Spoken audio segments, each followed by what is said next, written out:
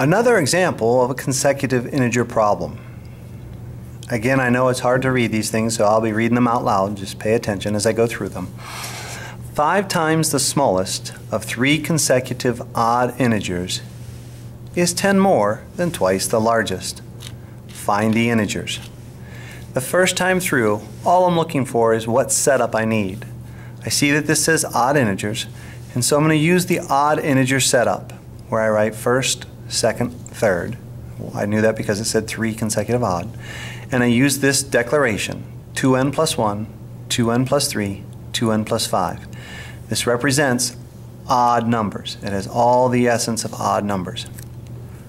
Second time, as I read through, I'm going to try and create an equation. I notice that it says 5 times the smallest. So I want to see 5 times first. 5 times first is what I have here. Now I read the rest of it. Is 10 more than twice the largest? Is 10 more than twice the largest? So I say 5 times the first, 5 times the least, is, that's the equals, 10 more than, notice I shift over, then twice the greatest. Once I have my broken English, I can go back and put the expressions in for each of the words. And so we see where it says 5 times 2n plus 1 equals 2 times 2n plus 5 plus 10. The next line, I'll distribute. As I distribute, 5 times 2 is 10, so I have 10n. 5 times 1 is 5, 10n plus 5, equals 2 times 2n is 4n, 2 times 5 is 10, and I just bring this 10 down. I'll combine my like terms, so this is 10n plus 5 equals 4n plus 20. Go ahead and add that up before you try to move anybody. Next, I make the decision of which variable to move. I'll move the 4n to the left and the 5 to the right. That's why this says 10n minus 4n, remember to change those signs, equals 20, take away 5. Simplify what I see. I've got 6n, 10n take away 4n is 6n, equals 15. 20 take away 5 is 15.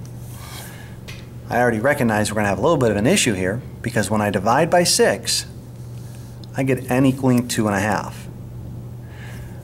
Now some of you don't like the way that I declare these variables, but I put forth the idea that if I know that this is an odd, and I declare it this way, this is like a firewall here.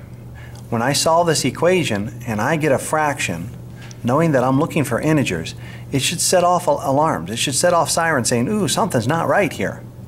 And definitely there is something that is not right here. If I plug the 2.5 back into this, 2 times 2.5 is 5. 5 plus 1 is 6. I was looking for odd integers, not even. So by using this method for declaring variables, when you get a fraction, it should scream at you, whoa, this is a problem, because you're looking for integers. When you plug it in, you don't get odd, but rather you get even. And so there's 2 levels of security there. I got a fraction, I plugged it in, I didn't get what I was looking for, and so clearly my answer should be the empty set. Clearly the answer is the empty set. They didn't jive. When I plugged them in, I got 6, 8, and 10. I was looking for odd numbers. No way could I report those. Empty set.